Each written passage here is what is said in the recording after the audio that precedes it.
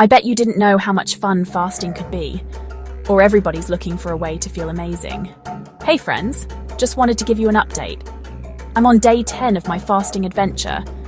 The scale says only 3 pounds down, but I swear my body's changing.